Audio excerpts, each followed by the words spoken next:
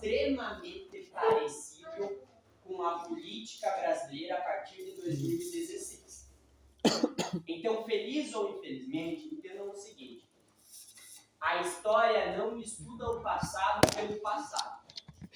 Ela estuda o passado através de inquietações do presente.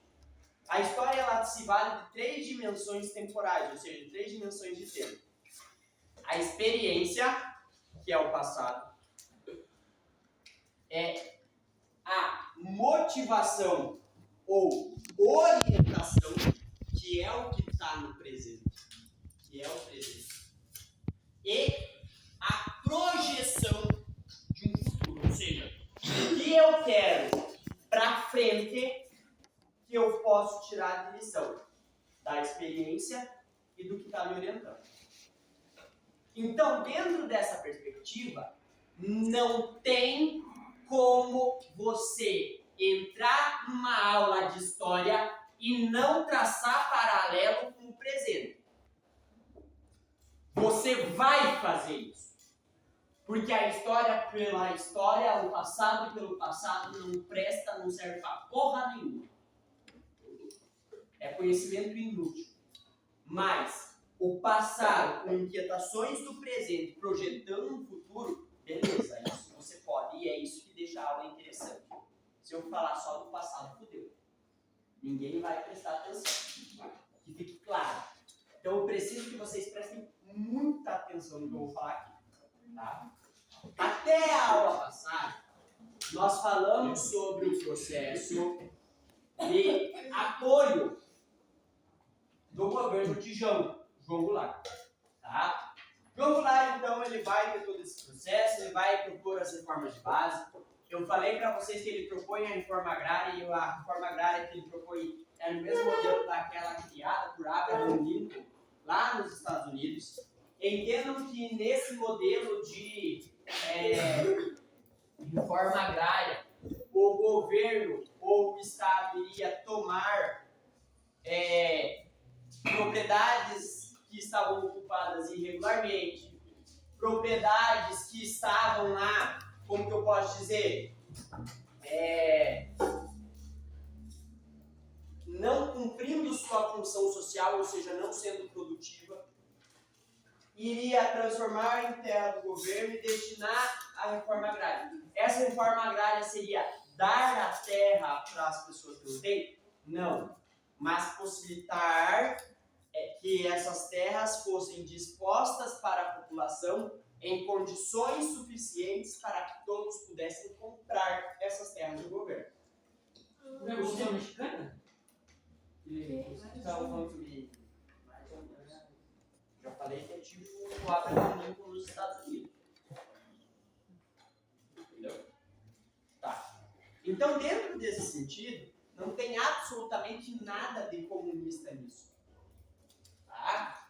Mas, enfim, nós falamos que quem apoiava a base de governo justamente por Jango ter aquela veia trabalhista eram os movimentos de esquerda.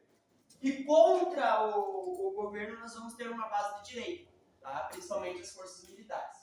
Mas, enfim, no dia 13 de março de 1964, a gente vai ter um comício da Central do Brasil. Como o nosso querido e maravilhoso Jango não conseguia governar de jeito nenhum, não conseguia passar essas reformas básicas, ele falou, quer saber, eu vou apelar. Então, se a minha voz não está sendo ouvida dentro do Congresso, a minha voz então vai ser ouvida pelo povo. Então ele convoca o povo lá para ir na Central do Brasil. O que é a Central do Brasil? É uma estação ferroviária, uma estação de trem do Rio de Janeiro. É um local grande pra caceta. E lá ele vai fazer um comício, em que sim, esse comício, ele tem várias pessoas ali, ele vai durar, vão ser vários comícios, vários discursos. A duração total vai ser de aproximadamente 9 horas falando. Gente ali na Central do Brasil escutando ele falar no comício.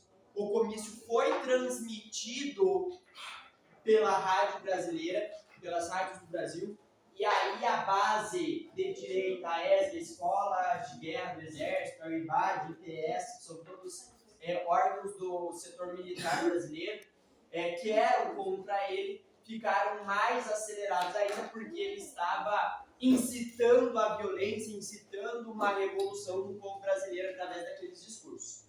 E aí o caos está completo. Diga, Gabriel. Tem gravação de alguma pessoa? Cara, eu nunca fui atrás de procurar. Provavelmente tem, não sei se disponibilizar. Plano trienal. Mas deve ter. Tá. É aquele negócio lá de forma agrária, né? Isso. Ok? O plano trienal. O plano trienal foi explicado na aula anterior, não tem nada a ver com reforma agrária. Reforma agrária e reforma de base.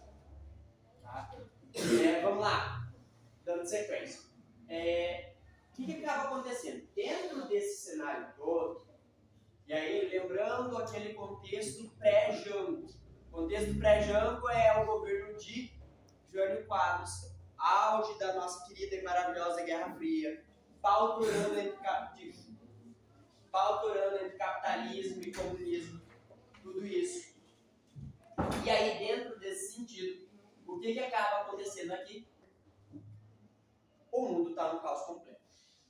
Dentro desse cenário, também aconteceu a Revolução Cubana, onde se tira o governo de um ditador, que era fantoche dos Estados Unidos, e coloca-se outro, que agora é um ditador de caráter socialista. A gente vai estudar ainda a Revolução Cubana. Calma. Tá? Não é a hora ainda. Vocês vão entender mais pra frente como que vai ser. Mas o objetivo original não era deixar Cuba comunista. Ela só virou comunista por causa dos Estados Unidos. É um troço meio doido. Mas enfim.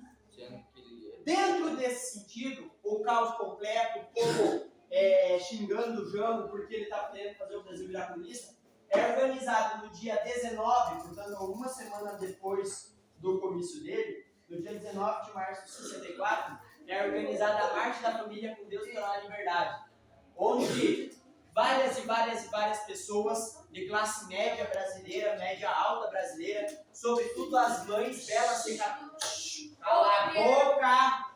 Deus, Pai e família. Sobretudo as mães belas recatadas do lar, saem com suas panelas e suas colheres batendo panela, com faixa dizendo: não queremos virar uma Cuba, e falando que nossa bandeira jamais seria vermelha, e pedindo para derrubar Jango porque ele era comunista.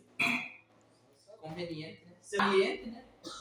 Isso aí, tá? Lembrando, 64. Bem claro. 1964.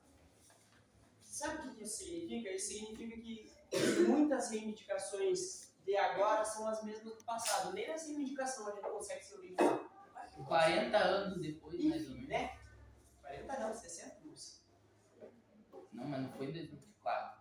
Aquela... Ainda tem gente falando isso. Ainda? Ah, mas é que foi em 2022, né? 2022. Tá, então... Mas 58. Não é 60, mas 58. Tá dizendo. Mas, velho, Enfim. Coisa desse jeito, sabe? Ainda tem jeito. Ou faz o L mais pelo meme, mas ainda tem. Não, é mais pelo meme, mas assim, é pelo meme, mas tem gente que ainda tá nessa vibe. Né? Eu, pai. Não vem ao caso, vamos permanecer em silêncio. Não queremos treta, tá tudo certo. Tá, dando sequência. E aí, depois lá dessa brigaiada toda, dessa marcha da família com Deus pela liberdade, olha que lindinho, bonito, lindo, maravilhoso. No dia 31 de março de 1964, tem início o golpe militar, o golpe civil-militar, para depor João Goulart e começar a ditadura civil-militar brasileira. Nesse momento, esse golpe começa por volta das 11 horas da noite, das 23 horas, se finda no dia 1º de abril, dia da mentira. Enquanto isso tudo está acontecendo, João Goulart foge, cata Leonel Brizola, seu querido e maravilhoso cunhado, né?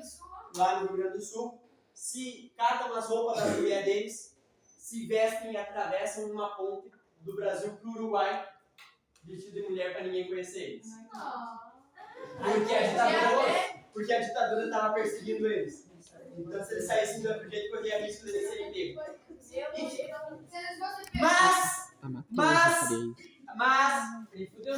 Na verdade, Jango Mateus, foi né? assassinado de um jeito bem estranho. E já. Mas enfim. Como? Mas o golpe em si, o como ele acontece, Por que eles... mas a fuga de Jango e como ela acontece são cenas do próximo capítulo quando a gente estudar a Bíblia. Hoje não. Bruno, E isso é tudo, pessoal. como que foi o assassinato dele?